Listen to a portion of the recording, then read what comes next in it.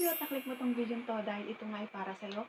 Dahil ituturo ko nga dito kung paano ba gumawa ng isang clickable thumbnail.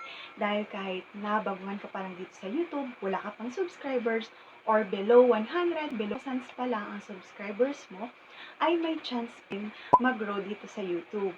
Dahil nga, ang isa sa mga factor para ma-discover ang ating mga YouTube videos ay sa pamamagitan ng isang thumbnail. Yes, napakahalaga po ng thumbnail sa bawat videos na ginagawa natin dahil ito yung pinakaunang nakikita ng ating mga viewers. Diba? Dito sila magbabase kapag na-curious sila, kapag nagandahan sila sa thumbnail, i-click nila yung video mo. And then, pag na-detect yan ng YouTube at maraming nag-click sa videos mo, i-recommend yan sa napakaraming tao at maaaring mag-viral ang iyong video. So, for me, personally, nagkaroon ako ng malaking views kahit na 21 pa lang yung subscribers ko that time nung ginawa ko yung video to dahil nga sa maganda yung quality ng aking ginawang thumbnail and bukod doon maganda yung topic and then yung title. So yun yung ilan sa mga mahalaga ingredients sa paggawa natin ng ating mga YouTube videos. Ang gamit ko po sa paggawa ng aking thumbnail ay InShot.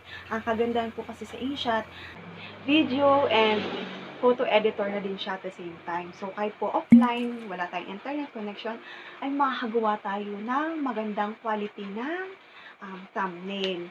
At kahit po ay ating mga YouTube videos.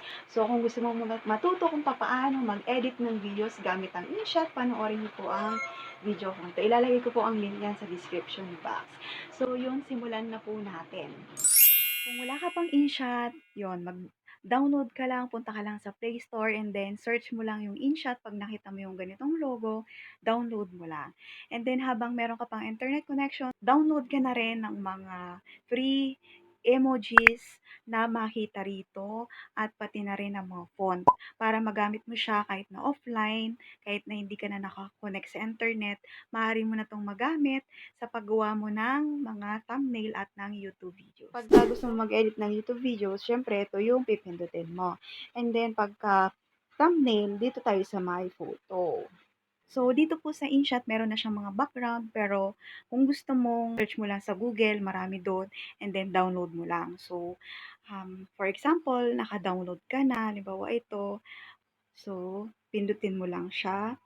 And then, yung canvas, pindutin natin. Yung frame, yung 16:9, yung piliin natin kasi ito po yung ratio ng YouTube. So, yan.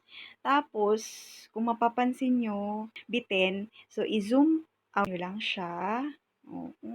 Kung gusto nyo, may konting design, yan. Kung plain lang, ito, depende sa'yo. So, kunyari, yan, pinutin mo na yung check. So, dito na tayo sa may paglalagay ng islak. So, napaka-importante po na maglagay tayo ng ating mga images. So, kung magawa kayo ng mga content na hindi nagpapakita ng mukha, for example, cooking channel, so yung ilagay nyo is syempre yung mga niluluto nyo. And then, kung halimbawa, storytelling ang ginagawa nyo, so yung bida sa kwento nyo, yun yung ilagay nyo dito. So, dahil ako tutorial videos, so mukha ko, kasi mukha ko ang pinapakita ko dito. So, yun. Pindutin natin yung dito, sticker. Ito nga pala yung mga na-download kong free na mga emojis. And then, meron dito yung plus sign and meron din dito yung, ito yung parang cutout. So, yung plus sign, halimbawa, pumili ka dito ng image mo, kasama yung background na lalagay dyan. Pero pag ito yung pinili mo, yung may cutout, mawawala yung background. So, halimbawa, ang pinili ko ay yung itong, so, di ba, natanggal yung background ko. So, maganda siya.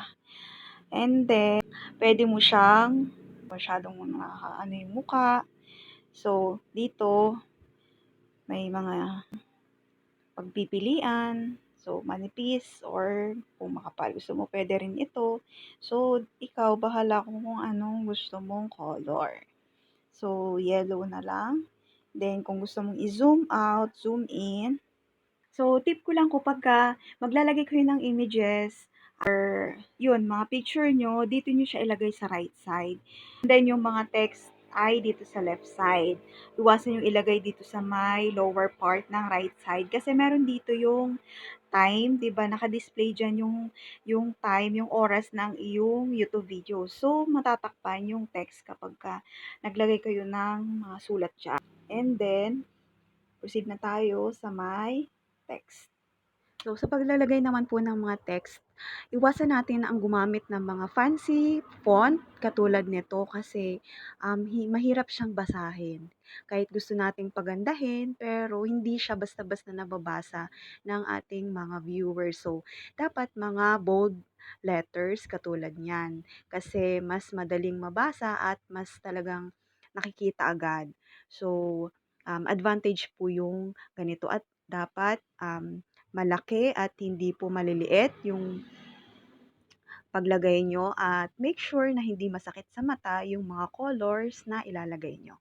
And then, pwede rin po tayo maglagay ng mga emojis or stickers kung anong gusto nyo. Depende sa content na gagawin nyo. Tapos, review nyo lang at pag okay na, pwede na nating i-save. So, ganun lang po kadali.